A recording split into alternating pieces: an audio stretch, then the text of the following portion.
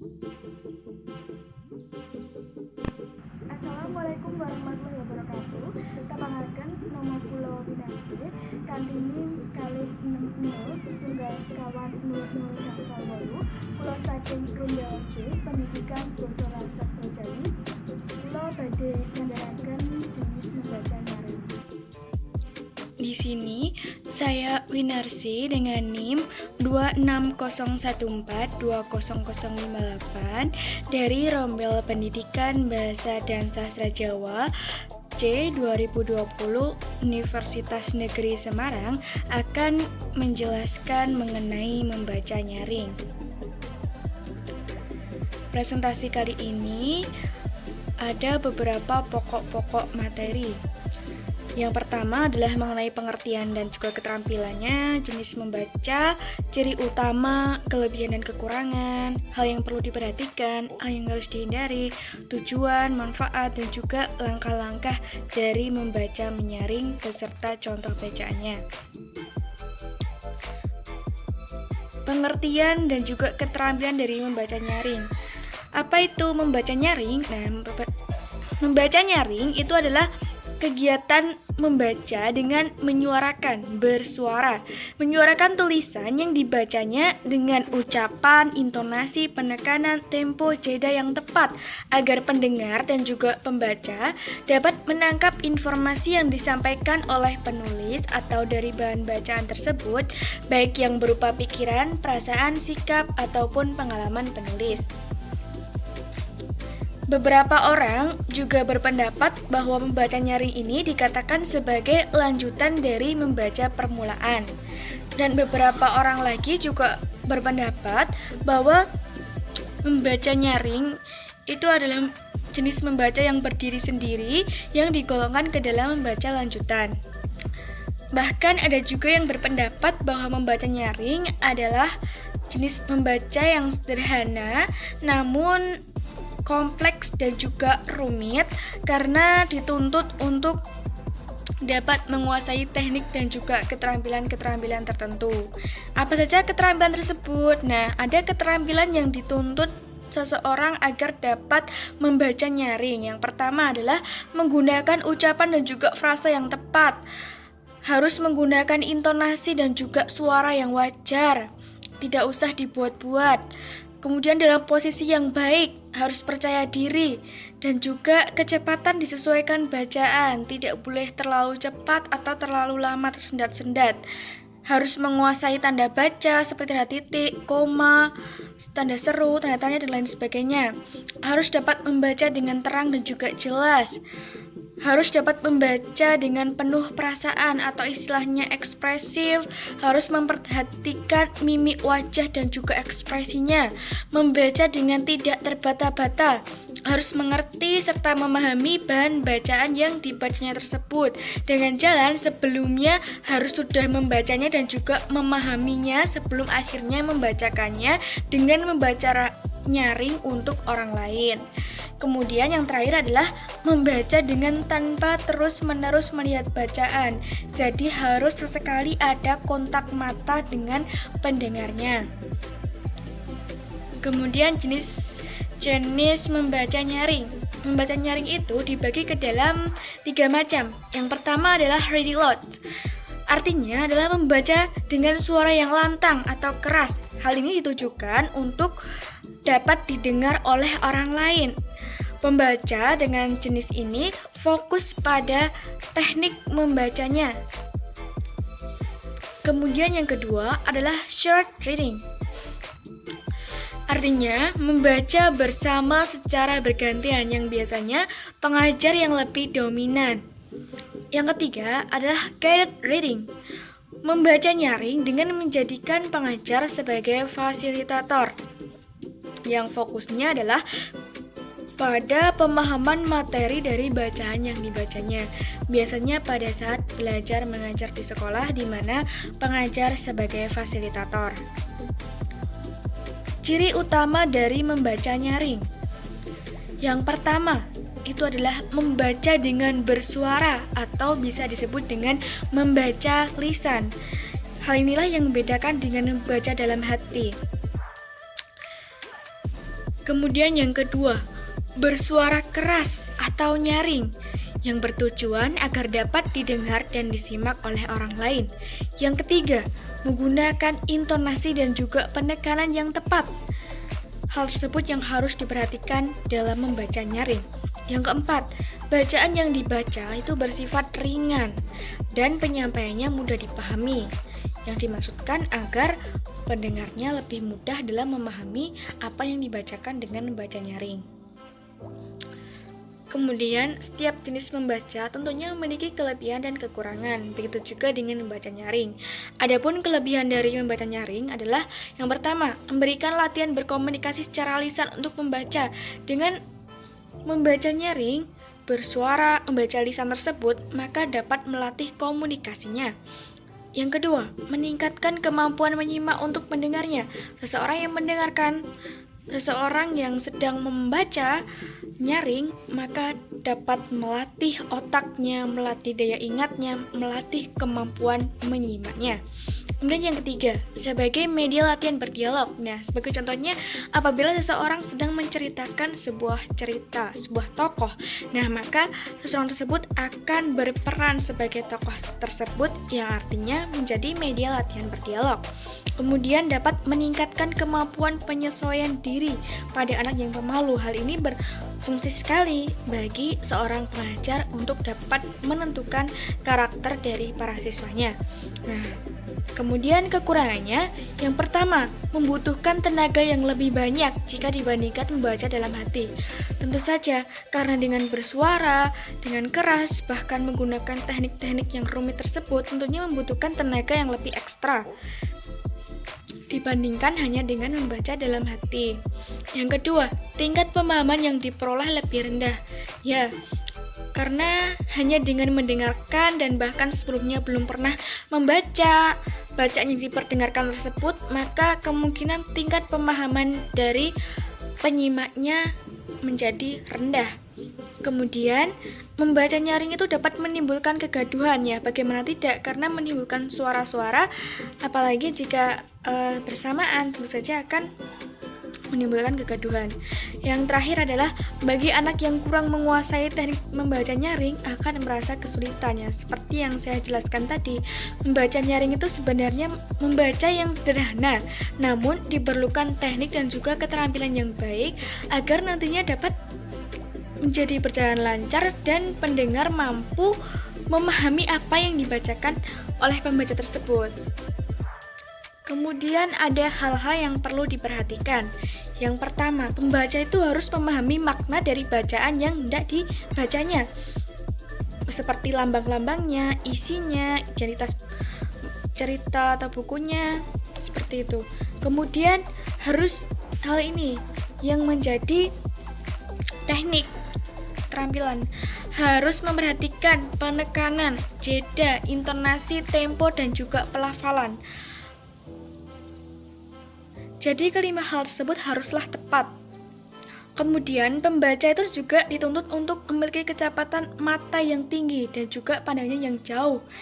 Jadi artinya menjaga kontak mata dengan pendengar dan juga tetap memperhatikan bahan bacaannya.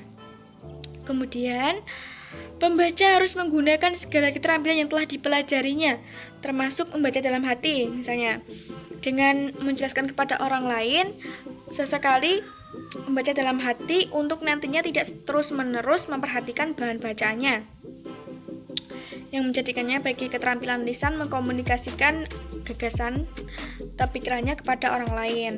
Kemudian harus memahami proses komunikasi dua arah, harus menyoroti ide-ide baru dengan penekanan yang jelas. Nah, ini penekanan yang dibutuhkan agar dapat membantu pendengarnya memahami bahwa itu ada ide yang baru. Kemudian menjelaskan perubahan dari satu ide ke ide lainnya, alur cerita tersebut harus dijelaskan dengan baik, harus menghubungkan ide yang bertautan dengan jalan, misalnya menjaga suaranya agar tetap tinggi dan tujuannya tercapai. Kemudian menerangkan kesatuan pikiran dalam kalimat dengan penyusunan kata yang baik dan juga harus mudah dipahami. Yang terakhir adalah menjelaskan klimaks dengan gaya dan juga ekspresi yang tepat. Jadi di sini adalah ekspresi itu sangat dibutuhkan untuk dapat menciptakan suasana untuk dapat membuat pembaca menjadi tertarik untuk mendengarkan. Kemudian ada juga hal yang perlu dihindari. Yang pertama adalah membacakan bacaan yang tidak disukai. Hal ini tidak boleh karena seseorang yang tidak menyukai bacaan tersebut tentunya tidak akan memahaminya secara lebih jauh, dan kemungkinan bagaimana jika tidak paham maka harus membacakannya untuk orang lain, dan orang itu saja tidak akan paham karena yang membacakan sendiri tidak paham. Kemudian yang kedua, membaca dengan tergesa-gesa dan terlalu cepat. Ini tidak boleh karena itu saja akan membuat pendengarnya merasa kesulitan untuk menangkap apa yang diceritakan oleh pembaca nyaring. Kemudian yang ketiga, membaca dengan suara yang lirih dan pelan sehingga tidak terdengar oleh pembaca. Ini juga tidak boleh karena nantinya pendengar tidak akan mampu mendengarkan bacaannya. Kemudian yang ketiga, pelafalan yang tidak jelas dan juga intonasi yang kurang tepat. Yang terakhir adalah suasana membaca yang cenderung membosankan, monoton, dan tidak bersemangat. Nah, itu juga tidak boleh karena selama ini orang-orang mengatakan bahwa membaca itu hal yang membosankan. Maka melalui membaca nyaring ini, pembaca harus dapat menghadirkan sesuatu yang menarik, sesuatu yang ekspresif, yang membuat semangat dan juga tentunya tidak membosankan. Nah, sebenarnya ada banyak sekali tujuan dan juga manfaat dari membaca nyaring. Seperti misalnya, manfaat dari membaca nyaring ada information, imagination, vocabulary, conciliation. Information artinya adalah dapat memberikan informasi atau wawasan baru baik kepada pembaca maupun penyimaknya. Kemudian imagination, melatih daya imajinasi penyimak. Dengan mendengarkan bacaan tersebut, maka penyimak akan berimajinasi yang dapat melatih daya imajinasinya.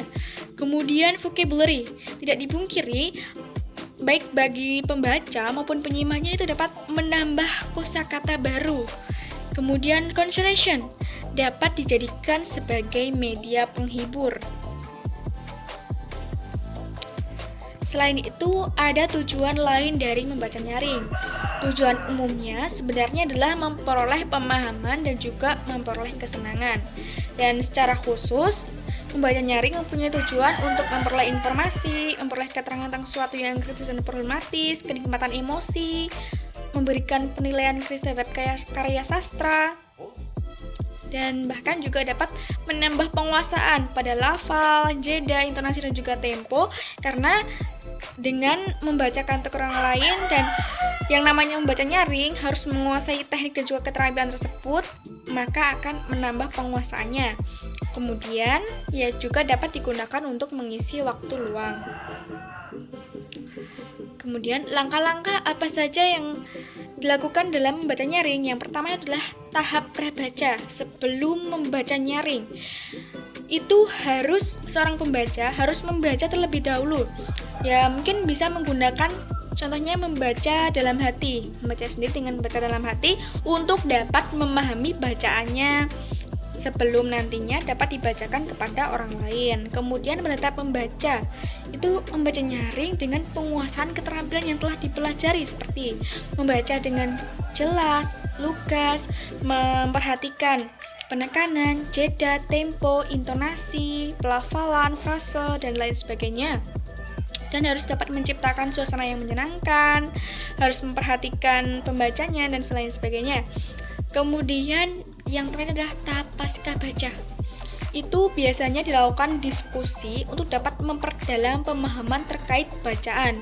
Walaupun sebenarnya dapat juga dilakukan dengan tidak secara langsung, misalnya dengan kontak mata antara pembaca dan juga pendengarnya, itu dapat menimbulkan jawaban. Misalnya seorang pendengar sebenarnya ingin tahu tentang sesuatu hal, kemudian memperhatikan beberapa kalimat atau misalnya gambar, maka dengan dari situ pembacanya dapat menjelaskan pada gambar itu. Yang ini yang dimaksud dengan diskusi secara tidak langsung. Nah, kemudian untuk langkah-langkah membaca nyaring secara lebih lanjut nanti akan saya praktekkan sendiri. Nah, menggunakan contoh bacaan berikut ini yang berjudul Kucing Sing Pinter Ngalembono.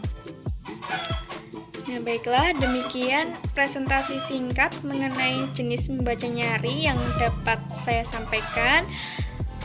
Kurang lebihnya mohon maaf apabila ada salah-salah kata. Terima kasih, dan selanjutnya akan dilanjutkan dengan video praktik membaca nyaring. Wonten ing kasempatan menika kula badhe nyariosaken cerkak kanthi irah-irahan Kucing Sing Pinter Ngalembono. Sawijining dina ana kucing sing alus, kinclong lan putih mulus wulune mlaku-mlaku ning pauh. Dheweke weruh ana anak tekek lagi nggondhol daging empal embuh saka ngendi. Kucing dadi kepengin melu mangan. Banjur golek cara supaya bisa ngrebut daging empal kuwi. Kanthi modal wulune kang ranani lan kaprigelan olah kata kang endah, kucing rumangsa bisa ngrebut daging empal saka anak tekek kang miturut pengamatane isih mentah kurang pengalaman.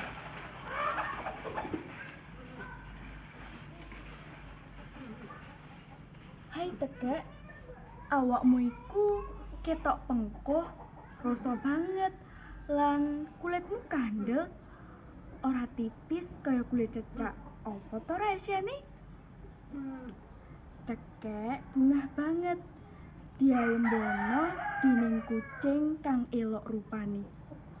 Nanging dheweke meneng wae amarga kuwatir menawa mangsuli pitakoni kucing, empale bakal tiba ing jubing. Kucing ora kurang akal, banjur takon meneh. Hai tekek, kowe bisa apa ora ngajari aku mlaku ing tembok? Kok ya ampuh tenan kowe iki bisa mlaku ing tembok? Sapa to sing ngajari? Tekek meneng wae, sakjane dheweke kepengin mangsuli bisa mlaku ing tembok kuwi ora ana kang ngajari. Dheweke kuwi pinter banget. Dadi bisa mlaku dhewe ora usah diajari sapa-sapa.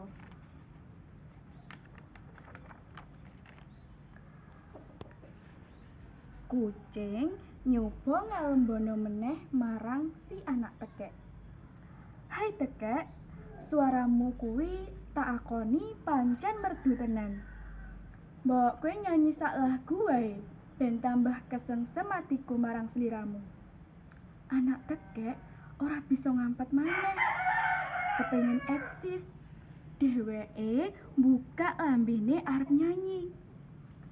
Mesti wae empale tiba ing jubing.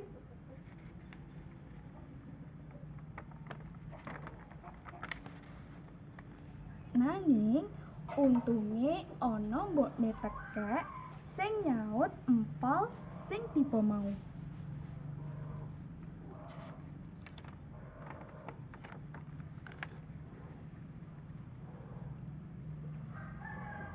Mbokne tekek banjur ngajak anak tekek lunga ngadohi kucing kang rupane mranani kuwi. Mbokne rumangsa dheweke kurang nggone ngajari anake supaya ora gampang kentir nalika dialembono dening sapa wae. Merga bisa kacilakan ing burine.